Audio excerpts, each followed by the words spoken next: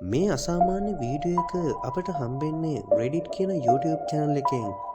එංගලන්තයේ තියෙන ප්‍රසිද්ධ අවහනලක තමයි මෙන්න මේ අద్భుත සිද්ධිය සිද්ධ වෙන්නේ.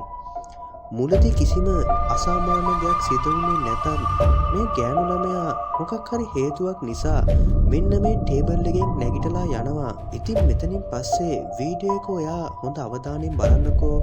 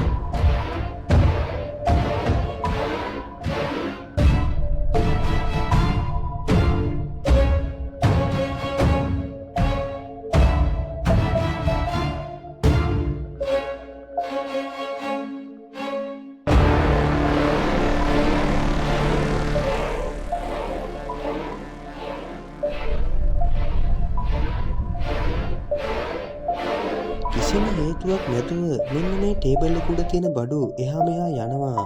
ඉතින් මේ වීඩියෝ එක දැකපු හුඟ දෙනෙක්ගේ අදහසක් වෙලා තියෙන්නේ මේ මොකක් හරි නොපෙනෙන අద్భుත බලවේගයක් නිසා සිදුණු දෙයක් කියලායි.